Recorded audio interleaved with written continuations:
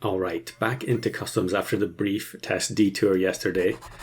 And this is a build that I'd had on my list for quite some time. I'm not sure why I hadn't recorded it already, but I was inspired to do so by a video from another SAP creator. It's been nice recently having lots of other SAP videos to watch, because for quite some time there was a bit of a wasteland. Rev was almost fully retired. But yeah, here's the thumbnail of it. It is called Jumping to Infinity, and it's by BananaBoi, and I will link that video in the description. Now in this video he poses a challenge to do with jump pets, and although I didn't intend to do the challenge, this build does involve a couple of the units, and so I decided to record this as my sort of pseudo submission, to at least acknowledge the fact that, I appreciate having other people uploading stuff for me to watch in the SAP YouTube space. So we get a very nice dromedary stack here. Unfortunately, we don't get the luck that we want in terms of the tier 3 unit. I think there is a tier 3 unit in this team. Oh yeah, of course there is. And it is the Sarcastic Fringe Head. So this is a unit that has been featured heavily in many YouTube videos since it was reworked. Essentially it works like Beluga Whale now, so instead of having to have a pet in the last slot that gets copied onto the opposing team, you can just put the pet inside the Fringe Head, and this opens up a lot of possibilities that would have otherwise been completely impractical. And there have been a lot of very interesting videos created as a result. Okay, here we go. We find the Fringe Head. It still has a 4/7 stat line, which is crazy. Although it's not a faint pet anymore, so you can't use, what's the tier 1 called? A possum, to scale the stats up that way. But the dromedaries are going to take care of that for now, I think, as we get a bit of server lag. So immediately it becomes a 7/10 after one turn, but we'll just take the puppy for now. I'm still struggling a little bit with the toy pets. When I buy the puppy, I expect to immediately get the toy dialogue, but of course it doesn't work that way anymore.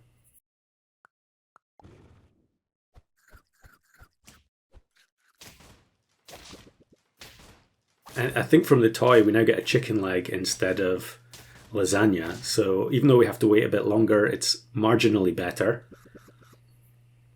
Yeah, Oven Mitts is the name of the toy that I couldn't remember. So we find another Fringe Head. I'm going to take White Truffle on the Takhi. I haven't really mentioned it, but Takhi is the main impetus behind this build, and definitely one of my favourite pets from Danger Pack. I think anything that has a completely unique role, and the fact that it causes a jump attack from a summon, I think is very interesting. And really, I wish there were more jump pets like it.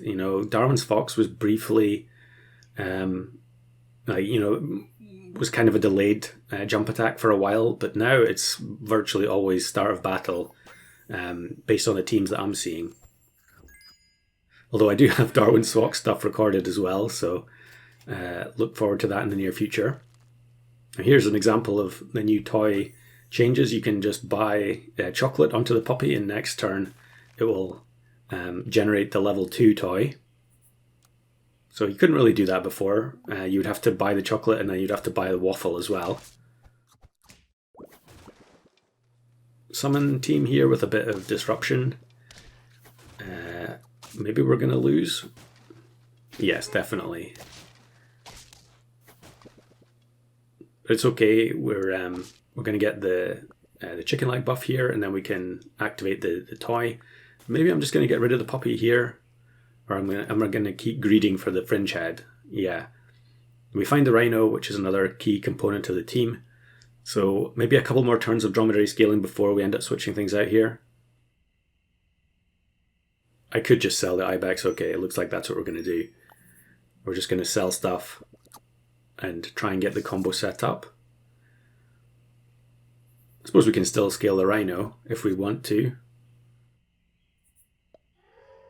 The problem is, having now just bought the blue-ringed octopus, we can't buy any food onto the Fringe Head. So that is one downside of the Fringe Head change, is that previously you were free to buy whatever food you wanted onto it. But now you have to be very careful that you don't end up replacing the pet inside. So I'm pretty sure I removed all the splash food from this pack, so it wouldn't be possible to accidentally hit the fringe head. Here's a wombat team. They end up copying the Takhi. We still don't have anything in the fringe head, so yeah. I guess it makes sense. You know, there's no real benefit to putting anything inside it until we actually get the unit that we want in the shop. I think here I should really just sell the dromedary, sell the puppy, or maybe I'll keep the puppy a little bit longer and then go for the level 2 rhino. I want to have the combo online as soon as possible rather than getting it at the last minute. There will be a bunch of clips at the end of this. Many of those runs worked out exactly as I've just described, where it took a long time to get the combo set up and it was only at the very end that we actually got to see the combo work.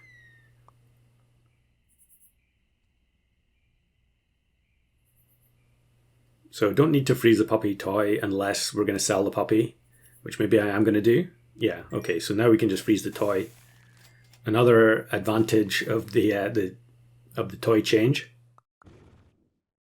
Summon team here, which hopefully the rhino should be able to take care of. The shark is going to get one shot as soon as the fringe head faints, yep. And the rhino does actually get to knock out a chain of rams, which is pretty unusual. So we get the chicken legs. Probably here I should not take the scaling puppy toy, but I'm sure I do. Yeah, and we're just going to put anything inside the fringe head. Activate the flounder. Yeah, just take Kiwano. You should just use it on the flounder. We've already spent the 3 gold on it, yeah. And then level up the eagle. So Philippine eagle is the other pet in BananaBoi's video that is very important. But I'm not going to stick to the rules of his challenge. But yeah, I definitely encourage you to go check that out and then see what you can make happen.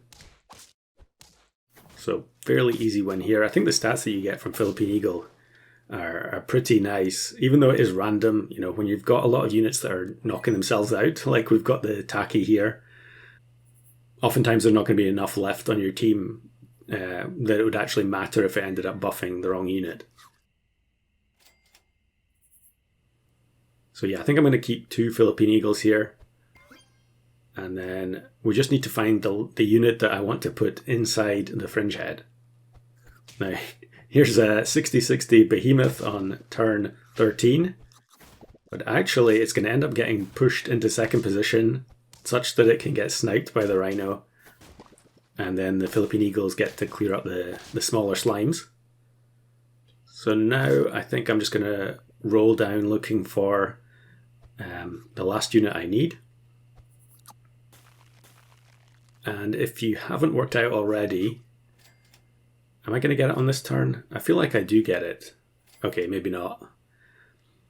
The concept I wanted to go for here was playing Rhino further back in my own team and automatically triggering its ability. So the goal is to find another Takhi, put it inside the fringe head, and then the Takhi is going to summon on their side and the African wild dog is going to jump over the second position pet and attack the Rhino. Another satisfying summon opponent. I've actually been finding the last couple of days that there are hardly any summon teams in customs at all. So it's not surprising that this is a video worthy run because we actually faced two or three in the same game. So here we go. We get the Takhi. Hopefully the fringe head stats are still going to be good enough on turn 15 to get a knockout. The tomato gives us a slim chance of that as well. And here we go. We should get to see the combo in progress now. Okay, we will eventually once the fringe head gets knocked out. Okay, maybe it's not going to get knocked out this turn. Alright, here we go. Now the Takhi causes the jump attack onto the Rhino and the Rhino snipes over the top of the Philippine eagle. So very inefficient, but it's very satisfying when it works. And I think I'm just going to look for the level up on the eagle. level up on Fringe Head doesn't help us at all because that just takes more health off our Rhino. Okay, big Hippo team. But I think the Takhi is going to one-shot it, yep. And then we're going to get to see the activation again. With the Kiwano, the Rhino is much more likely to get the knockout. And there you go. There is middle position Rhino with some Fringe Head assistance.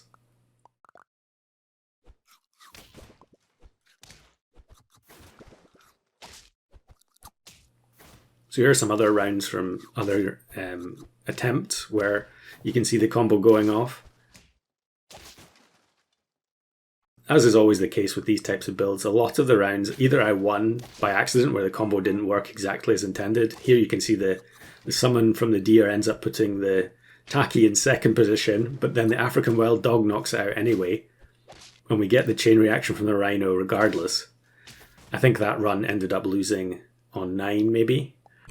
And then this one is White Truffle versus White Truffle. There are a lot of people playing the Spiny Bush Viper in the backline with White Truffle. But I think here the Rhinos are going to get to trigger regardless. Yep.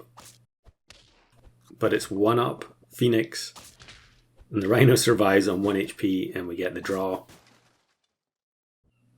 I think this was one where I ended up drawing multiple rounds and then it just went way too late. Yeah, here the Fringe Head doesn't get the knockout. It's always funny seeing the tomato getting activated by the jump attack, but we do draw again on that one.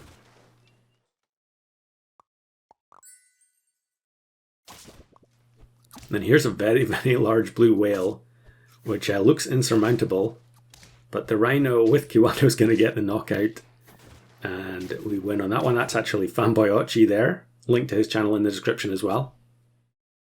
And here's Elephant Tuna.